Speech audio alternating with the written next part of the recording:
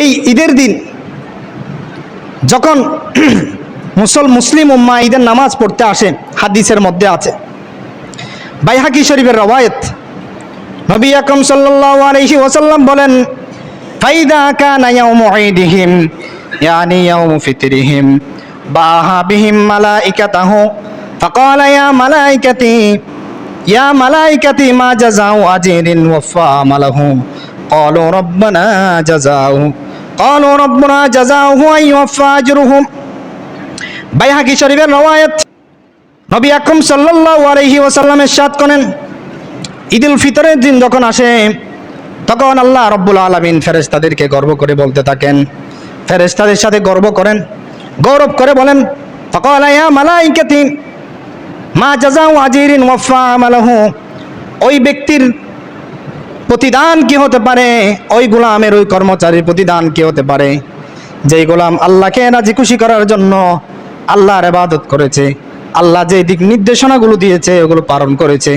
ওই ব্যক্তির কি প্রতিদান হতে পারে। এই ফেরেশতারা যখন আদমকে বানানোর জন্য আল্লাহ অভিপ্রায় করলেন, তাদের থেকে পরামর্শ নিলেন, হ্যাঁ আমার ফেরেশতারা তোমরা বলো আমি আদম বানাবো কিনা। তখন তারা বলেছিল, আল্লাহ এরকম জাতি তুমি বানিও না, যেই জাতি দুনিয়ার মধ্যে ঝগড়া ফাসাদ করবে, মিথ্যা কথা বলবে, খুনাখুনি করবে, রাহাজানি করবে, জানাবে বিচার করবে, এরকম জাতিকে তুমি বানিও না। আমরা তো আছি, ওয়ানাহনু নুসাব্বিহু বিহামদিকা ওয়া নুকদ্দিসু লাক, আল্লাহ আমরা আপনার প্রশংসা করব, আমরা আপনার গুণকীর্তন করব, আপনি এই আদমকে বানিয়েন না। তখন আল্লাহ রাব্বুল আলামিন তাদের সামনে গর্ব করে বলেন, যখন ইফতারের সময় বসে সামনে নিয়ে ইফতার ঘাঁটাঘাঁটি করে খাই না, তখন আল্লাহ রাব্বুল আলামিন বলেন, হে আমার ফেরেশতারা তোমরা তো বলেছিলে যে তারা খুনোখুনি করবে, রাহাজানি করবে, এরকম আল্লাহর নারাজি কাজ করবে, দেখো তারা আমাকে কিভাবে ভয় করছে। সামনে ইফতারির প্লেট রাখা আছে, সমস্ত খানা সরঞ্জাম সব কিছু আছে, কিন্তু আল্লাহকে ভয় করে খাচ্ছে না। 2-1 মিনিট, 3 মিনিট, 5 মিনিট বাকি আছে, নাড়তে চাটতেছে কিন্তু খাচ্ছে না, আমি আল্লাহকে ভয় করার জন্য, আমি আল্লাহর ভয়ে খাচ্ছে না।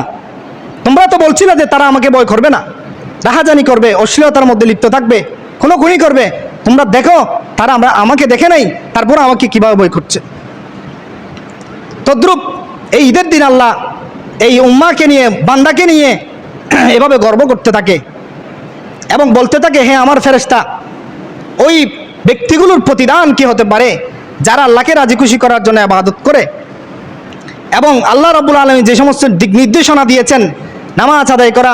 কিয়ামুল লাইল করা, সিয়াম পালন করা, ইফতারি করা, সাহারি করা, তাহাজ্জুদের নামাজ পড়া, গুনাহ থেকে বেঁচে থাকা, এই যারা আল্লাহর এই দিক নির্দেশনাগুলো পালন করেছে তাদের কি প্রতিদান হতে পারে তোমরা বলো। ক্বালা ইয়া মালাইকাতি মা জাযাউ আজরিন ওয়াফা আমালাহু ক্বালু রাব্বুনা জাযাউহু আন ইউফা আজরুহু। তখন ফেরেশতা বলেন, হে আল্লাহ রাব্বুল আলামিন, হে আমাদের পরওয়ারদিগার, যারা আপনার ইবাদত করেছে, আপনার কথাকে অক্ষণ অক্ষরে পালন করেছে, তাদেরকে তাদের প্রতিদান,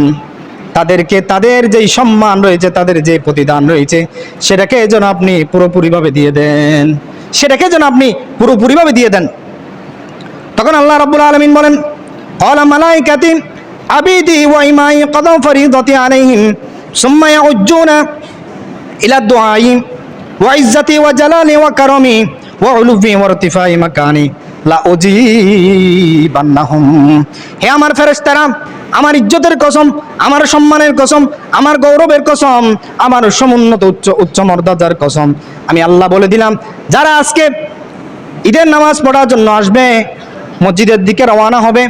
নামাজ পড়ার পরে যখন আল্লাহর কাছে আমার কাছে দোয়া করবে, আমি আল্লাহ তাদের সমস্ত দোয়াগুলোকে কবুল করে নিব। যে ইবাদত হে দোয়া,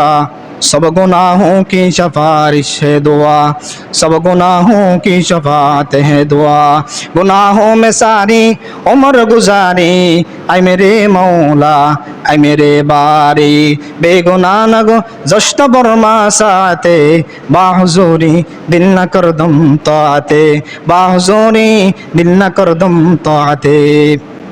আরেকটা হলো তাদের সমস্ত দোয়াকে আমি কবুল করে নিব। আরেকটা বিষয় হলো তাদের যে গুনাহ রয়েছে সমস্ত গুনাহকে আমি মাফ করে দিব এবং তাদের গুনাহকে সওয়াব দিয়ে পরিবর্তন করে দিব। সুবহানাল্লাহ।